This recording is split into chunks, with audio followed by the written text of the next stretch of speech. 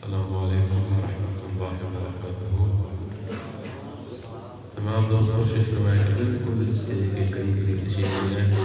جناب اسود صاحب کے کلاس ہے کہ سامنے اسٹیج کے پاس تشریف لے آئیں۔ باقی سارے سنگی بالکل آپ کے آگے جو خالی جگہ ہے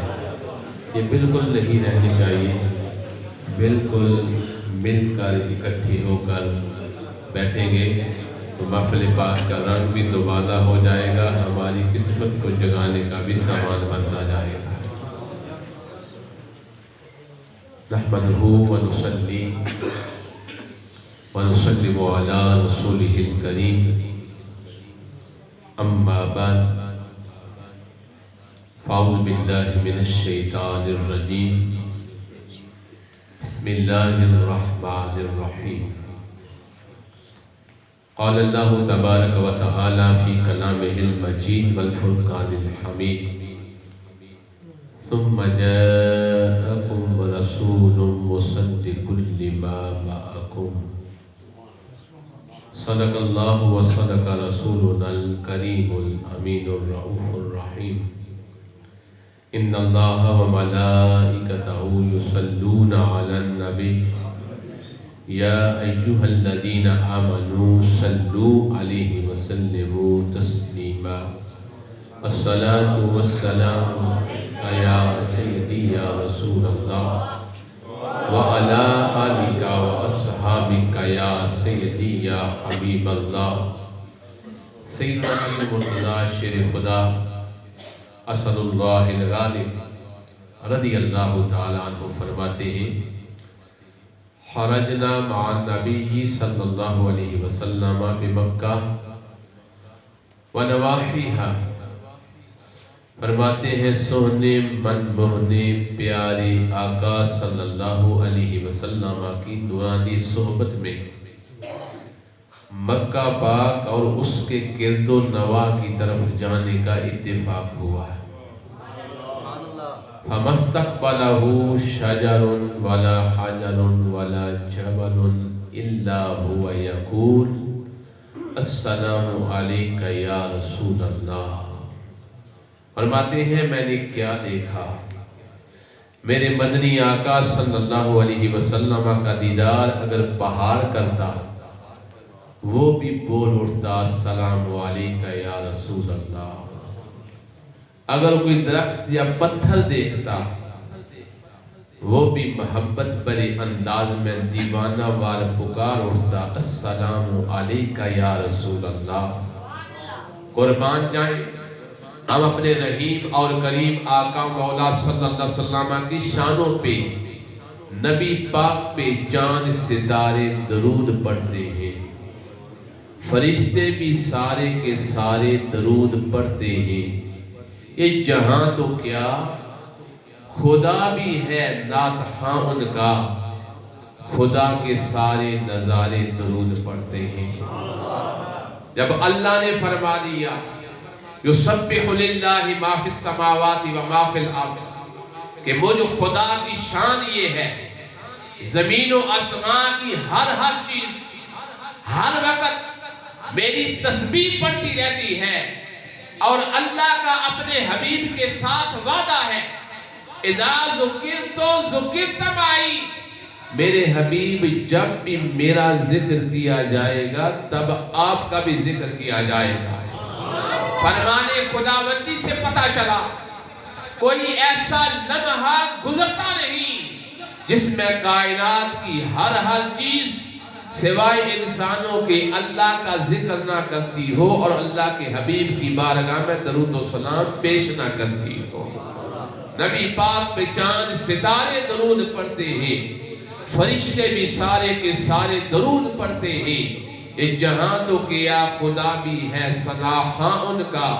خدا کے سارے نظارے درود پڑھتے ہیں۔ بس حضرت انسان کو اختیار دے دیا، اے میرے بندے تو چاہے پڑھے چاہے نہ پڑھے لیکن سن لے، اگر تو فرش پر بیٹھ کر میرے محبوب نبی صلی اللہ علیہ وسلم کی بارگاہ محبت میں محبت کے ساتھ درود و سلام پڑھنے میں مصروف ہو جائے گا، تیرا رب عرش پر تیرے لیے کرم کا دروازہ کھولنے میں مصروف ہو جائے گا۔ تو ایک بار فقط عشق اور محبت میں ڈوب کر بارگاہ محبوب خدا میں صلاۃ و سلام کا نذرانہ پیش کرے گا، رب تیرے لیے عافیت کا پورا ایک دروازہ کھول دے گا۔ دکھوں نے جو تم کو گھیرا ہے تو درود پڑھو، جو حاضری کی تمنا ہے تو درود پڑھو۔ جو خوش نصیب چاہتا ہے مجھ سے مصائب و آلام آزمائشیں اٹھا دی جائیں، اللہ کا خاص کرم میرا مقدر بنا دیا جائے، بآواز بلند محبت کے ساتھ عشق کے ساتھ صلاۃ و سلام بحضور سرور کون و مقام صلی اللہ علیہ وآلہ وسلم پیش کرنے کا شرف کمالی۔ الصلاۃ والسلام علیکہ یا سیدی یا رسول اللہ وعلی آلک واصحابک یا سیدی یا رحمت للعالمین۔ محترم مکرم حضرات علماء کرام، نعت خوانان شیریں لسان،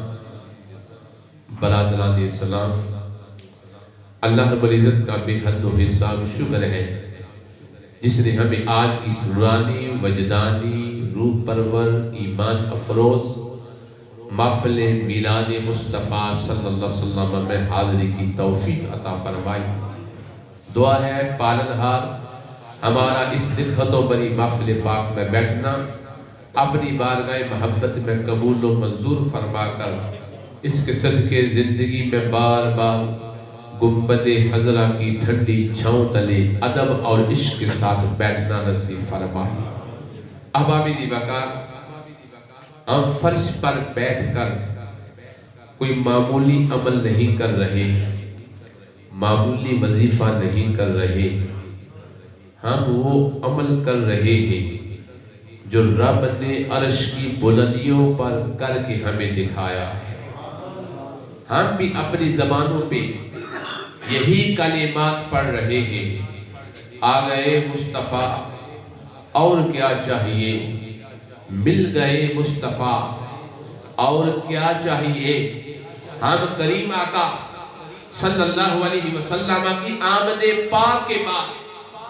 آپ کی آمد پاک کے ذکر کر رہے ہیں، چرچے کر رہے ہیں۔ قربان جائے اس پالنہار کی کرم نوازیوں پر،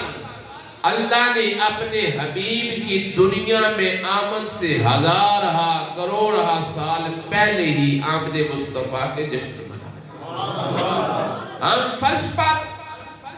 عام انسانوں میں ذکر مصطفیٰ کا چراغ روشن کرتے ہیں۔ خالق کائنات نے عرش کی بلندیوں پر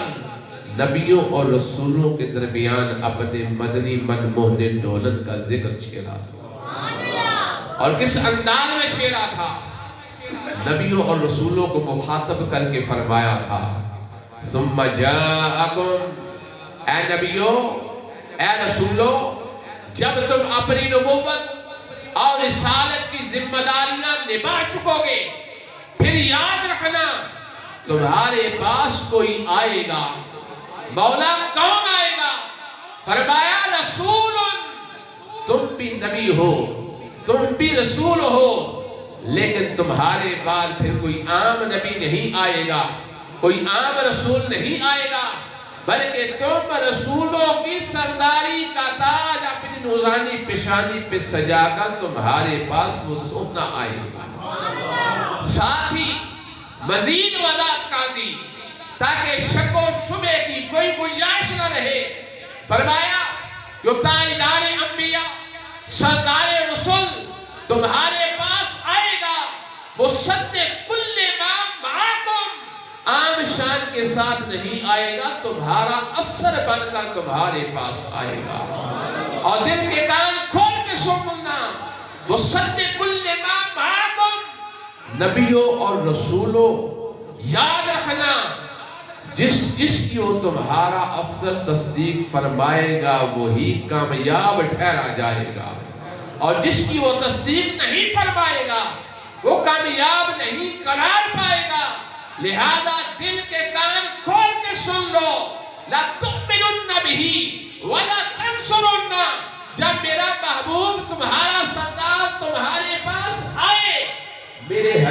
پر نبیوں رسولوں تم نے ایمان بھی لانا ہے، اس کی غلامی کا پٹا بھی اپنی گردنوں میں سجانا ہے۔ قربان جائیں، اس عہد کو پورا رب نے کرایا جو مسجد اقصیٰ کے اندر کرایا۔ سارے انبیاء اور رسول مقتدی بن گئے، ہمارے کریم آقا امام بن گئے، اور نبیوں نے اقرار کیا کہ اقصیٰ دے وچ آقا میرے پڑھ کے نماز پیچھے تیرے، نبیاں نے بھی یہو کیا، تیرے گیا کوئی نہیں۔ جو عرش کی بلندیوں پر اللہ نے نبیوں اور رسولوں سے عہد لیا تھا،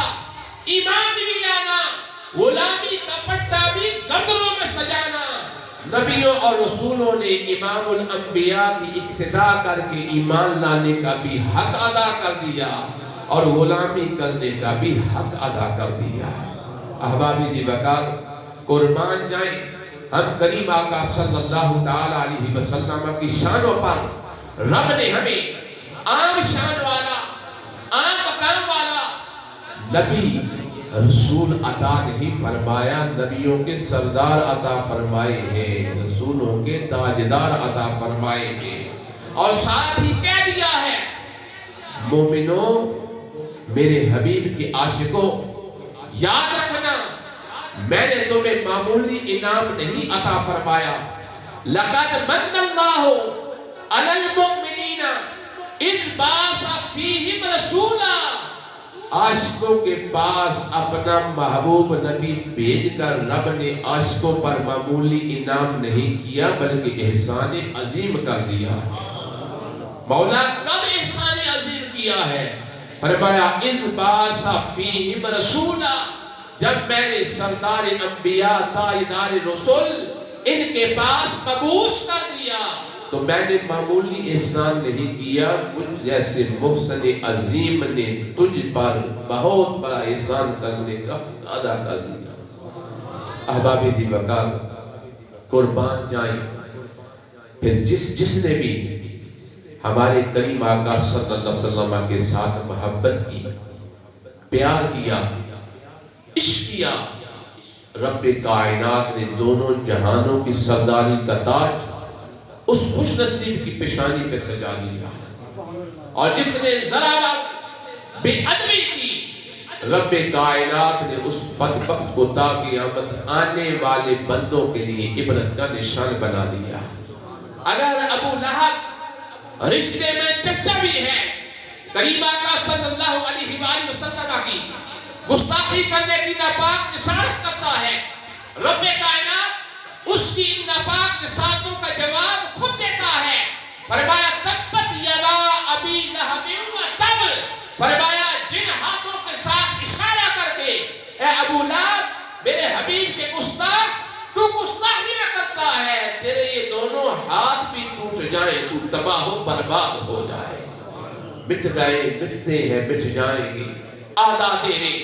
نہ مٹا ہے نہ مٹے گا کبھی چرچا تیرا۔ جس نے بھی حبیب خدا صلی اللہ تعالی علیہ وسلم کے ساتھ معمولی سی گستاخی کی، ناپاک جسارت کرنے کی کوشش کی، رب کائنات نے اس کا نام و نشان تک مٹا دیا، اور جس نے اپنے سینوں میں عشق مصطفیٰ کا چراغ روشن کر دیا، اگر غلام بھی تھا پروردگار عالم نے اسے آقا ہونے کے اعزاز سے مالا مال کر دیا۔ سیدنا بلال حبشی رضی اللہ تعالیٰ عنہ سے کون واقف نہیں، غلامی کی سخت ترین کڑی ترین زندگی بسر کر رہے ہیں، ظالم آقا ظلم کی اتنی انتہا کرتا ہے کہ باری بھرکن آگ کی طرح تپتے پتھر آپ کے سینے مبارک پہ رکھ دیتا ہے، گلے میں رسیاں لا کر گھسیٹتا ہے، جو اس سے ظلم و ستم ہو سکتا ہے وہ کرتا ہے، تاکہ بلال کے سینے سے کسی نہ کسی طریقے سے عشق مصطفیٰ کا چراغ بجھا ڈالوں، مگر اس نے تابڑتوڑ کوشش کی، سیدنا بلال حبشی رضی اللہ تعالی عنہ کے عشق اور محبت کو ذرا بر گھٹا نہ سکا۔ تو اس عشق نے کیا رنگ دکھایا؟ بلال حبشی رضی اللہ تعالی عنہ جب پاک نبی صلی اللہ علیہ وسلم کے محبت بڑے عشق کے رنگ میں رنگے گئے، تو اس عشق نے یہ رنگ دکھایا، غلامی سے جان چھڑائی، اور ایک وقت ایسا آیا نبیوں کے امام نے حضرت بلال کو مخاطب فرمایا اور فرمایا بلال اب ایسے کر، پہلے تو میرے عشق میں ڈوب کر پتھروں کے نیچے دبایا جاتا تھا، اب بلال اب تیرا سونا نبی تجھے چمکانے کے لیے، تیری قسمت کو جگمگانے کے لیے حاضر ہے، اب تیرا مقام ساری تا قیامت آنے والی مخلوق کے سامنے ظاہر کر رہا ہوں۔ بلال اب معمولی مقام پر نہ چڑھ بلکہ اللہ کے گھر بیت اللہ شریف کی چھت پہ چڑھ گیا، اور جس طرح پتھروں کے نیچے اللہ اللہ کیا کرتا تھا، اب اللہ کے گھر کی چھت پر بھی چڑھ کر اللہ اللہ کر، تاکہ میرے غلاموں کو پتہ چل جائے جو عشقی میں شراب پی لیتا ہے پھر معمولی مقام نہیں پاتا، بایا لال منفرد مقام اور شان کا اسے حامل بنا دیا جاتا ہے۔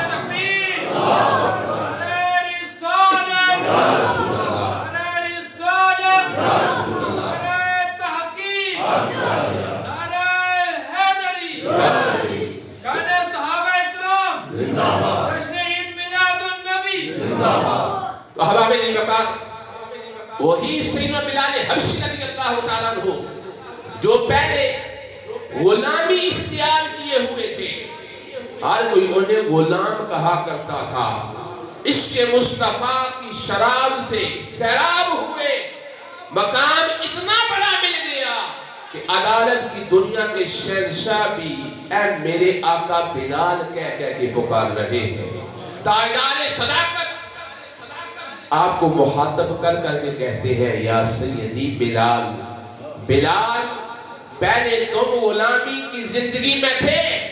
اب تم نے ہمارے کریم آقا کی محبت اختیار کر کے معمولی مقام نہیں پایا،